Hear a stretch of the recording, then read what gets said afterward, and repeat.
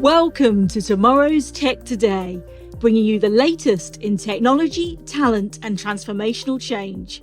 With me, your host, Professor Sally Eaves.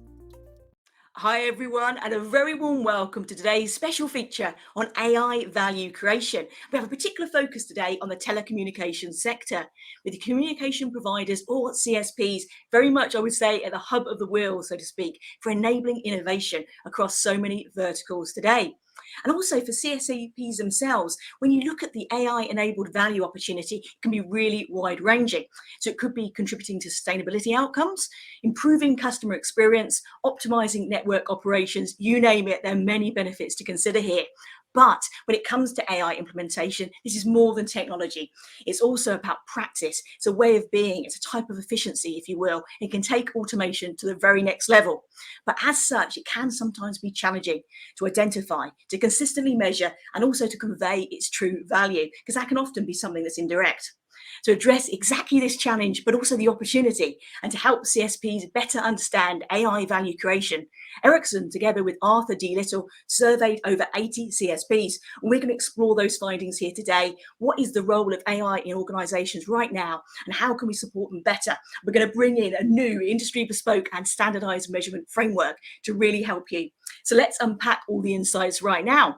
Firstly, I'd love to welcome Eva Hedfors, who is Vice President of Global Marketing and Communications at Ericsson. Welcome, Eva. Hi, Sally. Thank you so much. Great to see you again.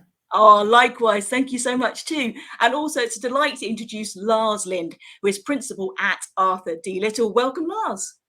Hi, Sally. Thank you for having me here. Fantastic. Thank you. And I always like at the start of an episode to kind of throw a question about, just share a little bit more about yourselves, kind of the person behind the tech and the role and the research in this case too. So perhaps Eva and then Lars, can you just introduce yourselves a little bit more about your role? Thanks, Sally. Yeah, so I'm head of marketing and communication at the business area at Ericsson called Cloud Software and Services. So we're really at the forefront of 5G, AI, and automation technology, also zooming in on cloud native principles for our customers. And of course, me and my team have the privilege to share all the exciting technologies and products that is being developed here at Ericsson with our customers and wider audiences. So that's a big part and passion of mine. Love it. Thank you. And Lars, if I could ask you the same thing. Thank you. Of course. Yeah. So my name is Lars Lind. I'm a principal with the consultancy Arthur D Little, as you mentioned there. My background is partially within the telecom industry. I worked quite a bit with Ericsson over the years, but also other telecom operators. But also looked specifically into the sort of value of different digital technology concepts, whether it is AI that we will discuss here, but also other topics like IoT, cloud integrations, and so on. So I'm happy to be part of this discussion. Superb. I love it. All this depth of experience coming together. Fantastic to see. So perhaps we could start at the top. I kind of tried to tie in there this new research that's come out and the value quite literally it can bring. Eva, perhaps if I could go to you first, can you share a little bit more about kind of the catalyst, the genesis for this study and why you really felt the need to put this research together today? Yeah, it's a great question. I mean, actually, the simple answer is our customers. Our customers, the service providers, they gave us that challenge to further explore the potential of AI. And we wanted to provide a comprehensive material that really outlined and qualified the value of AI and help them to link that to relevant KPIs. And I mean, we've been partnering with our customers now on this topic for several years, and everyone is, of course, looking at how to reduce complexity or improve customer experience, etc., in their networks, right? And although everyone seems to see, the benefits and of AI implementation, they're becoming visible. It's been difficult for our customers to qualify and quantify the return on investment. So that's the challenge that they gave us, and that's a challenge that we took on and partnered them with Arthur D Little and Lars here to help get some answers to these questions. Absolutely. I think this brings to mind as well, so many use cases for AI, for CSPs as well. So drilling in on that, finding that best fit and getting that support, and obviously the measurement side of things, so important. And we'll drill into that in a bit more detail. But thank you for setting up kind of the why for our purpose of being here today. I love that. And Lars, if I could go over to you now, just to start to unpack some of the key findings from this research as well. And what were you seeing as some of the biggest drivers and benefits of AI adoption? Yeah, that's a great starting point, actually. I think one of the things that really sort of surprised me, actually, is the observation we made in this survey and in the interviews we had that the sort of main driver for adopting AI came actually from the ambition to increase customer experience. I believe roughly 71% of respondents actually named that as the top 5 benefits they saw with AI. And I had considered AI mainly perhaps as a tool for automation, and you usually discuss automation in the context of replacing processes, driving efficiencies, reducing costs and so on. So I had that idea in my mind initially, right? Telecom operators, they manage quite complicated networks, a lot of base stations, fiber, towers, data centers, and so on. And I saw how AI could potentially be a puzzle piece to help, cope with that complexity. And that's true, of course, but it wasn't for the reasons of reducing cost, but it wasn't mainly for the reason of improving the experience for the customers, really. Whether that is to increase the uptime, for example. So I thought that was quite an interesting find that also led to a lot of interesting discussions when we spoke to the CSP out there. Absolutely. And it struck me as well on that ROI kind of subject as well, that the strength of belief, with the majority of CSPs, for example, really assured that AI can result, you mentioned costs there, around AI and network OPEX reductions, for example, as well. So there's lots of really interesting insights there. And perhaps if we can look at kind of what's happening right now in the telecom space and kind of link these two areas together. So Eva, what are you seeing as like the key roles of AI at the moment? I know there's many, but if you had to kind of give your top 3, where are you seeing the best implementations right now in telecoms? Well, I think if you just if I look at some of these, building on what Lars said, also some of these key findings, right? I mean, for most of our service providers, the power of AI is quite of a new phenomenon, actually.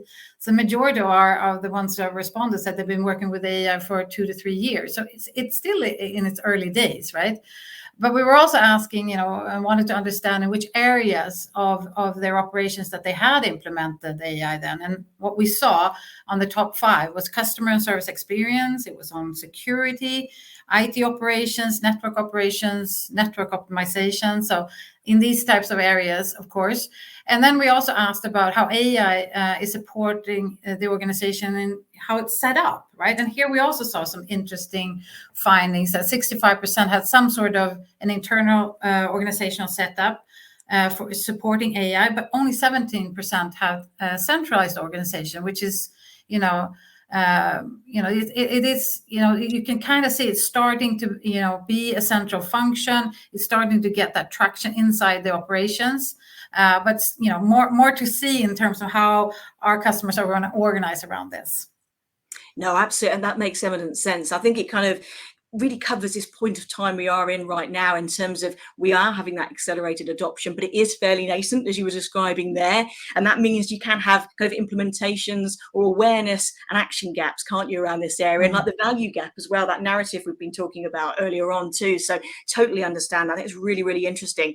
And it came forward for me as well, kind of 3 main areas in terms of adoption clusters, which was network optimization and the operations side, but also cloud infrastructure operations too. But it was really interesting in terms of you're absolutely spot on. We're on a journey here. It's still a relatively early stage, and I think what we could do now in terms of supporting this is kind of look at what next and what more we can do to support. So if we look at the position that AI, it's not a nice to have anymore, it's absolutely an imperative. Why do we need to support telcos more in this delivery and awareness of return on investment? And I'd love to draw into the framework that's been developed here. Perhaps Lars, if I could go to you first, then back to you, Eva. Yeah, for sure. So yeah, you mentioned it as a must-have, and I think, well, we can argue it is a must-have, especially over time, I think, as the technology is evolving. I'm not sure everyone has the same sort of view or understanding of it. A new piece of technology that isn't obvious or considered mature, it's going to be met with some skepticisms, and that just lies in the nature of human beings, I think, and for good reasons too, right? No one should blindly invest into a technology that they don't understand, right? And I think AI also has some challenges with the fact that it's driving conclusions based on some algorithm. You can explain the mechanisms behind it, but it can be difficult to really understand how we came to a specific conclusion in a way that we humans couldn't explain, right? And it also requires a lot of data, and doesn't necessarily ring well with a lot of people. There are some surveys indicating that a lot of consumers, believe AI could really, lead to more abuse of personal data and so on. So there are some challenges with it, but I think the framework we developed for the study, it may not bring the full answers to all of those concerns, but it certainly helps bring some clarity on the economics of it. It helps connect the high-level business goals to the operational KPIs, and I think that's the real value of it, because if we can sort of break down and convey the value that AI brings, we can become more factual, more specific. And I believe that can also help people be more open to discuss more constructively how to handle the other concerns, right? So we can sort of drive the discussions towards the idea of, how can we extract the value of AI without jeopardizing security? How can we make sure AI doesn't undermine the responsibility of employees, but actually empowers them in their day-to-day work? So that's also the benefit that I think the framework can help bring. Love that. Thank you. Just for the audience as well, if you haven't seen this so far, essentially the framework has 4 main steps. So firstly, I think you really elucidated that really well, very naturally. It's determining where you are right now. Getting that baseline set and a shared awareness around that is absolutely key. Then it's looking at, what are the business outcomes you're really after, and making sure you're honing in on this. As you were saying there, Lars, it's not suitable for every single occasion. You have to match it for where it's right. Then determining those KPIs and the drivers around that, and then looking at the AI use case match as well. So it really is that 4-stage process, kind of ending with assessment on impact too. Eva, from your take on this, what is the framework delivering? What benefits are you seeing for the customers, as you said right at the start, who were really actively listening to bring this together in the first place? Yeah, no, thanks. I mean, a framework is a framework, but it's when it gets applied that you start seeing the value come to life. And I think our customers are really asking for things to hold on. And really, it's been triggered by us seeing that 5G is getting switched on across the globe. I know it's scaling faster than any previous mobile generation. And actually, by the end of this year, we expect 5G subscriptions to reach over 1 billion. And you could say, well, that's fantastic. But for our customer, that actually means increased complexities in the network. And that's a big, big trigger for them to really start thinking in new ways, applying new types of technologies like AI, and really seeing how they can then increase customer experience or operational efficiency, as we've said. Because it's not just about the consumer. The networks are getting even more complicated with the new types of devices, industries getting connected. And for me, if I spin on the fact that AI is no longer nice to have, but a must have, I think for Eastone in Taiwan, if we zoom into them, they're a great example of how they are deploying AI and utilizing AI to prioritize their 5G network expansions, just to try to get more customer results, right, and customer satisfaction. And Taiwan is a very highly competitive market. They have strong technical expertise, and they're really rolling out 5G as we speak. And for Eastone, they launched 5G commercial services in July 2020. And just during the first year, they reached 1 million subscribers. So they're really having a strong uptake and penetration. The difference was when they were launching 4G, for instance, they were looking at the geographical sites where they're building and selecting that based on technology or technology considerations, like we normally do in tech sector. But when they were launching 5G now, they were able to leverage AI and analytics and real-time usage data and user behavior to optimize their deployment. And Far Eastern has seen real effect on that. They've seen this being paid off. So in fact, when their net promoter score, for instance, for 5G subscribers is today much higher than 4G subscribers.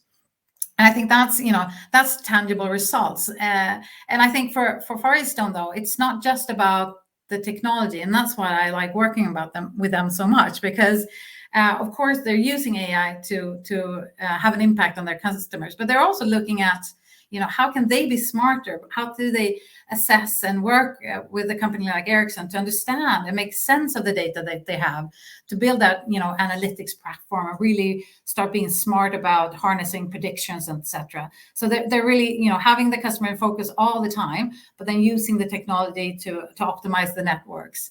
And I think last but not least, the final piece of the puzzle for them was really the organizational buy-in. So Firestone has not just looked about AI as a technology, but it's really a way of working for them. It's a way for them to run much more efficient networks. And I think that's key with this technology. It's how you work with it.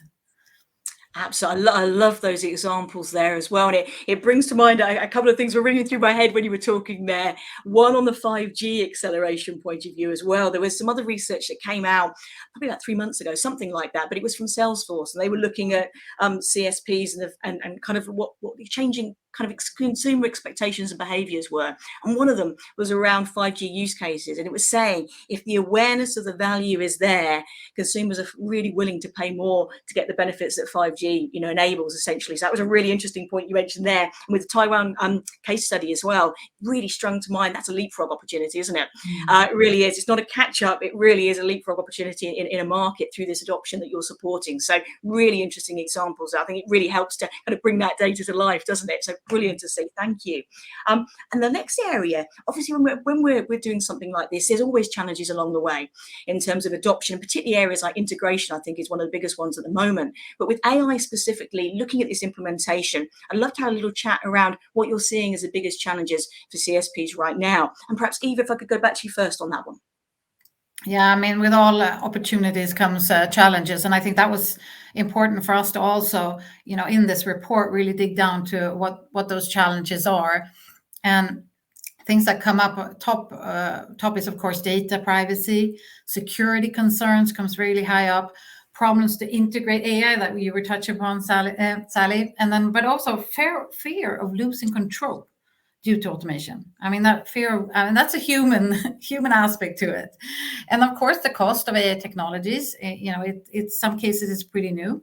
And then other things that was raised was selection of the right AI platform, as well of the skills, the lack of required skills. And I think here, this is probably going to be an increased industry problematic. What type of skill sets are required to be able to make use of the data that we get, or make use of these algorithms and help the networks become even smarter? But those are a few things that we saw from the study. I'm sure you have seen a lot too, right? In your Absolutely, yeah. It's a great area, and I might just touch on one of those in particular, actually, if I will, Eva, which is about skills. There's a lot of kind of this intention action gap. I like that phrase. I think it kind of creates an image of what's happening at the moment. But so many organisations, and not just CSPs and the telco vertical, beyond it as well, they're seeing the potential of AI. There's more investment in technological adoption, but it's not being coupled to the same degree with investment in skills and some of the skills gaps we're seeing. I was involved in some research that came out even less time ago, probably about 6 weeks, something like that, with SAS, and it was looking at kind of mind the AI skills gap, essentially, and looking at it from different country perspectives. But the consistent aspect across this is right across the world right now, there's a lack of AI know-how, basically, and it's becoming a stifling point around innovation and productivity, right around the globe. There is a challenge around this, absolutely, definitely. I think particularly in the tech sector, security, I would say cloud, cybersecurity, testing and architecture, they're the top levels in terms of where these skills gaps are, and they're actually widening. And the pandemic's had a bit of an effect on this too. So, we've got to do more about closing that gap. Otherwise, we're going forward in one way, but we haven't got all those underpinning elements to really optimize the success. So going back to that challenges question, I think skills piece is right up there. I think we need to look at things like, for example, on the job training, I think is really powerful, giving people kind of modern, open, multi-language tools to support them. And also just the learning opportunities, organizations coming together and creating programs that reach out to people from a diverse variety of backgrounds and in new different ways as well, different pipelines into the tech industry too, and upskilling and cross-skilling, and also things like mentoring and scholarships as well. So definitely, I'm sure we can come back to that and definitely share some links actually in the show notes, because there's some great programs around right now as well. But that for me is the number one from the challenge point of view, combined from a technological standpoint with integration and visibility probably is my top two, and complexity has come up very naturally today. Absolutely. Maybe we should give a big shout out to people listening, like get yourself upskilled on this technology and these ways of working, because we need more of this. We do, absolutely. Maybe I can add to that, because when we interviewed some of the telecom operators, they highlighted this particular challenge with the skills, and they also said that they're actually not just competing with the students who are studying telecommunications, but they're competing with all the other major tech firms who are sometimes more attractive for the skills to go to. So it's difficult to attract the people and they combine that with the small pool they're already in. That creates additional challenges. Obviously. I think companies like us and others, I think it goes back to the centralization. I think it's important to create center of excellence, so that when you're employing for skill sets of this uniqueness, and you want to fuel your organization with this type of profession, it's good that they have some sort of a center of excellence, because it's not only about skills and people, it's also about the culture they come into, right? Are they the disruptors? Are they the one that are gonna and really they're going to be the engine for the next wave of success, most likely, both when it comes to finding new revenue streams, as well as reducing and optimizing the networks, for instance, or others. So I think culture plays a big role in how we utilize this type of skill sets into more established companies. Massively, I absolutely agree. And also, like, the power of the ecosystem too, organizations coming together and sharing assets around this, coming together to form programs. And I think this collaborative kind of co-creation approach is becoming more and more vital as well. So definitely that power of the ecosystem, and particularly around AI ethics and value alignment, etc. as well. I've seen some really good partnerships there, really trying to work on, for example, reducing bias, but also democratizing access to AI skills, and other areas too, like data literacy more broadly. I think it's absolutely critical. And for me, it's one of the biggest catalysts we have for successful digital transformation. It's getting that right. Tech and education goes hand in hand, doesn't it, at the end of the day? So couldn't agree more strongly with that. I'm glad we could kind of have that segue to talk about skills in more detail, because I really think it's vital. So thank you both for that. And Lars, at this point, I'd love to kind of drill in a bit more into the framework and get a little bit more granular about that particular aspect. So this unification approach doesn't just apply to technology itself and reducing silos and improving integration. It's also a unified approach to measurement as well.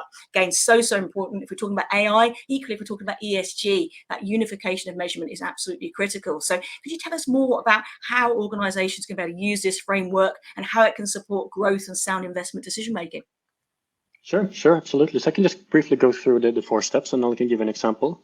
Right. So I think you mentioned it briefly. It starts with actually identifying the baseline from which you measure the impact. And the baseline is made up of the current context, the financial that represents how a particular business unit may be performing, measured along some specific units. So it could be, for example, the CO2 emissions produced per year. It's not a very difficult step to do, but it's an important one, because you need to have that reference point so you can calculate the difference. That's the whole point about the framework, of course. Then you outline the specific business benefits that you seek, and of course the corresponding KPIs that drives those benefits. And you do that both to make sure that you address the specific targets that maybe the executive decision maker believes to be important, but by also linking that to the KPIs to ensure you have a connection to the operating reality of the people who are actually doing the specific work, right? So that's an important step right there.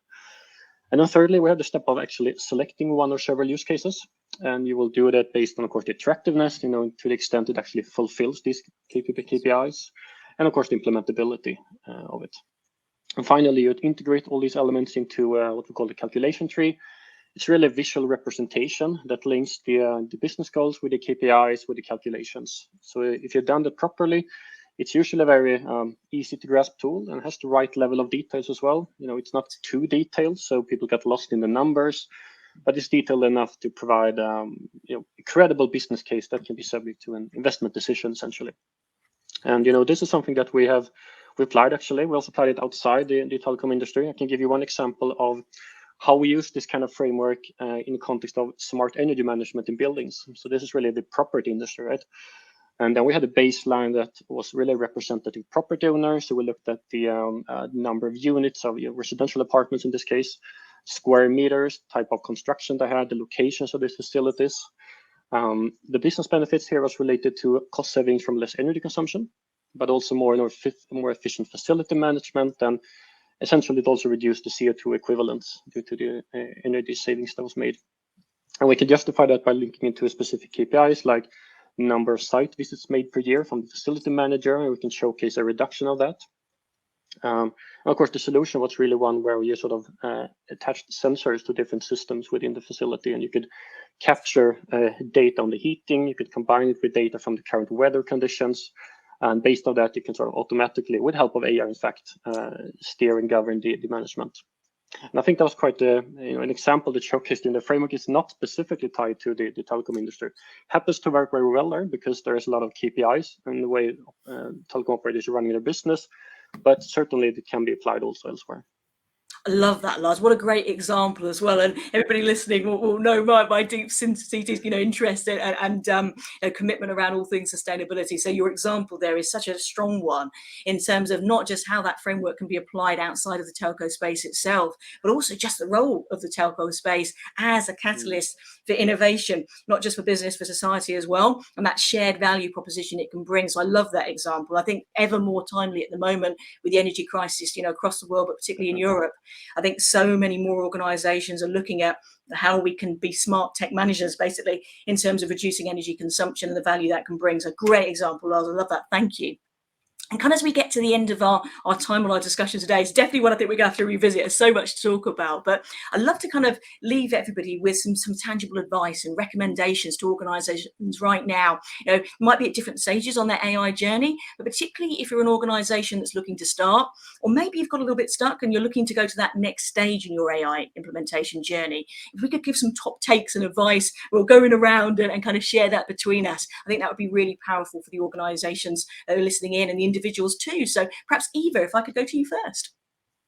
Oh, thanks. I mean, actually building a lot on what Lars said about, and I think you've been touching upon it as well, Sally, it's really about the outcome. It's so easy to start getting stuck in the technology, but really when you start to identify the strategic outcome, what do we want to achieve? And we've seen our customers and other industries, they start their journey to simply prove that AI implementation is possible. It works. But if we look at those front runners, they start with a business outcome. They ask, how can AI support my overarching strategic objective? And I think that's where the framework helps to take you on that journey, regardless of industry, but specifically for the telecom industry. The other area is around, if you're going to start, make sure it doesn't get, pockets of here and there. It tends to be little good ideas, people who are passionate about something and they start. I mean, we shouldn't kill the passion, but if we want to really get serious, we need to probably look at the organizational efficiency to start, maybe with a centralized AI implementation operation team that really gets that mandate, that center of excellence. This ensures that the AI becomes part of the organizational DNA, and then you can kind of spread out the competence where it's needed. And on a final note, I think much of AI usage, at least in telecom, is very much focused on cost saving. But what we're seeing here is that front runners, the early adopters, they're also looking at revenue potentials and also looking at, being that business, the teams working with AI and the AI, they see so much of the data. So they're also able to become an advisory on how to monetize that data and really show value back into the organization. And that brings again back to, the strategic outcomes, looking both at the revenue side, but also on the cost side. So I would say start with the objectives and outcomes. Love it. Fantastic. Thank you. And Lars, over to you, if I may. Yeah, no, I would totally agree with Eva there. I think, to succeed in the long run, you need to prove that organization that there is some value from AI. And I usually think of it as a sort of a change journey, and you typically start with getting the awareness. And then, over time, depending on how you want to phrase that, you get to some sort of acceptance, people get more engaged and promote these kind of actions, and then they, are very involved on an operational basis, right? So I think you need to start wherever you have sort of the conditions to succeed, right? So if you have an area where you have good data availability, you have employees who are really excited about this, you have technology to support this, you want to pick those kind of areas because that can give you some early wins, I think, and that would help build traction to go and grow more advanced applications over time. But I would also say that with a small caveat, I think that it cannot just be an easy win, because then you may end up with a situation we did find many to be in, which is the fact when they had piloted initiative, they really thought about let's make this as easy as possible just to get something to prove, and then they came to this point of scaling that, and that tend to be a lot of hurdles in that. So I think you need also to consider scalability from day one. That means you need to have it with a near-term perspective, but also a long-term, which can be a challenging thing, of course. But I think that's the requirements of really succeeding in the long term. Excellent, Lars. Thank you very much. Lots of complimentary, supportive advice there as well. So what will I come in on? I tell you what, I'll come in on, I'd say prioritize with working with the quality of the data, and particularly looking at embedded data bias as well. There's about 180 human biases today, and quite often some of the challenge between AI pilot becoming AI production and adoption can be around embedded issues with the data itself. So definitely a focus on data quality, data integration, but also looking at data biases as well. Focus on collaboration, getting that buy-in in your organization, and for that, visibility really matters. So showcasing stories of success with AI can help people not just be curious about that, but more confident to apply and to overcome those challenges. I think, Eva, you mentioned that one of the top of the session today, there can be a fear around AI adoption and how that can take away from an organizational role, for example, rather than considering it as a partner and a complementary strength that can help you, maximize your time and your value of your time too. So definitely look at that. Also look at AI ops. Again, one of the challenges for moving from production environments to full live production environments is around AI ops. It can really help bring diverse teams together and look at that AI piece from multiple perspectives. It helps to really embed diversity of thought, I would say, by design, and quickens that adoption process, and couple it with the right change management approach as well. If we want agile change, you have to have processes like change management that is agile too. So things like CI/CD or continuous integration, continuous deployment can be really useful. There's some great Ericsson research around that too. So definitely we'll put a flag to that in the show notes too. And my final point, I think people would predict this, is the investment in skills. You have to invest in skills development in AI, but also in other areas of technology and data management too, and also for non-tech facing roles in your organization. So data literacy, for example, is pretty much a component of all roles today. So support people to upskill, to reskill, and also support them with the confidence to apply those skills too. So looking at things like learning styles, metacognition can help you to be a smart learner, as well as the use of smart technology. So again, it's those complementary elements coming together, I think, that can really help us to bring out that true value of AI adoption for CSPs, the telco sector, but as we've seen there as well, the ripple effect of innovation for business and society that CSPs can help to really deliver. So such an important area, I would say. That passion word is coming through, Eva, that you mentioned earlier on. I can feel it as I'm speaking. So fantastic to see this. I honestly think this is going to help so many people, individual, team, and organizational level. So Lars, Eva, thank you so much for joining us today, and thank you all for listening and watching us too. And we'll be following up with some extra questions from the audience, because we're doing a poll out following the episode, and also we'll be sharing all the details of this AI research and some of the complementary research we mentioned along the way today too. So thank you both, and thank you all. Thank you so much. My pleasure. Thank you very much. Thanks. Thanks for listening to this episode of Tomorrow's Tech Today. If you enjoy what we're doing, please subscribe to us and leave a review. It really means a lot. You can also follow us on Twitter and Instagram and see more behind the scenes video footage on YouTube. Thanks for listening.